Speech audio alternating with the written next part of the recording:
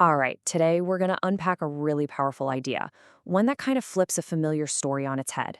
We're talking about lost authority, a huge divine puzzle, and how it all gets put back together. So let's dive right in. The source material we're looking at kicks off with a problem that, well, I think a lot of people can relate to. There's this massive gap, right, between the incredible blessings and promises you read about in Scripture and what life actually looks like day to day. It just feels like something's not adding up, like there's a key piece missing. And that's really the big question we're tackling here. What is that missing link? What connects the promise to the reality? We're going to walk through one perspective that gives a pretty compelling answer. So to start, we've got to frame the core conflict. And the source material uses this powerful image: humanity is like a prince, a royal heir, who's completely forgotten who he is. And because of that, he's living the life of a slave. And this really lays it all out, doesn't it? It's such a stark contrast. On one side, you have how things were supposed to be, a prince with dominion, functioning in what the source calls the God class. Just think about that. But on the other side, well, that's the actual state of things. A slave to circumstance, totally vulnerable, with authority handed over to an enemy. That huge gap between those two, that's where our whole story really happens. Okay, so to really get a handle on what was lost, we've got to go back to the beginning. We need to understand the original blueprint. What was humanity actually given right out of the gate? And the argument here is that humanity was loaded up with these 5 incredible endowments. We're talking about God's very own nature, his likeness, his authority, his presence, and even access to the tree of life. Let's break down a couple of these because they're huge. So first up, we have nature, and this is a big one. The source describes this as literally being given the DNA of God. Think about that. The analogy they use makes it super clear. You can train a dog his whole life, but it's never going to act like a human child, right? Why? Because their nature is different. It's about what's hardwired in you, your instinct, not just what you're taught. Then there's likeness.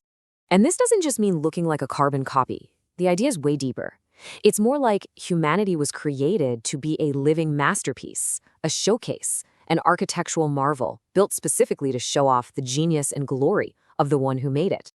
To really drive this point home, the source uses this awesome analogy of a top-of-the-line military jet. I mean, picture it. It flies faster than sound, it can pull off impossible maneuvers, and it's basically invisible to radar, a total ghost. But here's the thing. That jet is more than just a weapon.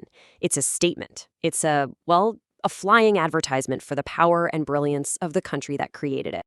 And that's the whole point of the analogy. In the exact same way, humanity was designed to be that living, breathing demonstration of God's glory, his wisdom, his power, for all of creation to see. Okay, so if humanity was built with all this incredible stuff packed inside, what on earth happened? How did it all just get lost? And this is a really crucial point. According to the source, this wasn't some outside attack. No, the argument is that humanity was so well designed, so protected, that nothing from the outside could actually hurt it. The only way to bring it down was from the inside, through manipulation, by tricking humanity into choosing to give away its authority. It was basically self-sabotage. And that one act had 2 absolutely devastating results. First, corruption, a slow process of decay, of becoming something less than what you were designed to be. And second, separation from God, getting cut off from the very source of all life and power.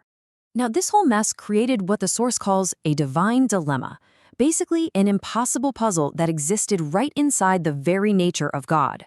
See, on one side, you've got God's perfect justice. It's like an unbreakable law that says the price for sin is death, period. No exceptions.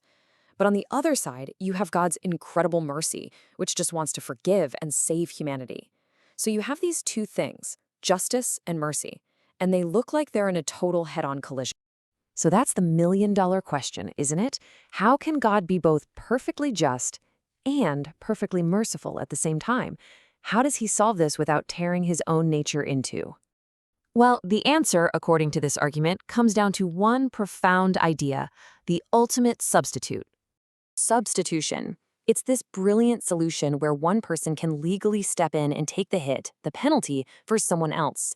It's a way to satisfy the demands of justice completely while also making a way for mercy to win. Okay, but that creates a whole new problem: the problem of value. I mean, this one question from Scripture really says it all.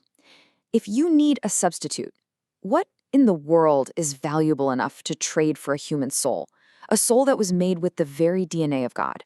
And the source is really clear about what won't work. The blood of animals? Nope, not valuable enough. All the gold and diamonds on the planet? Still not enough. You could offer up the entire world, and it still wouldn't be enough to pay the price for one soul. And all of that leads to this one staggering conclusion. The only thing that had equal value, the only payment big enough to ransom a being made with God's own DNA, was God himself. And that right there is the logic behind why Jesus, God in human form, is seen as the one and only possible substitute. Okay, so this brings us to the final and maybe most important piece of the puzzle. What's the point of all this? Why go through this whole incredible rescue mission? And here's the big takeaway. According to this view, getting saved isn't the end of the story. It's not the goal. It's the restoration. It's about pulling that prince out of slavery, cleaning him up, and putting the crown back on his head so he can get back to the job he was meant to do all along, walk in dominion. So we're left with this final, powerful question. If salvation is really all about restoring our authority, then it makes you wonder, what is that original mission? What is the project that humanity was designed for in the first place and is now being restored to finish? Now that is something worth thinking about.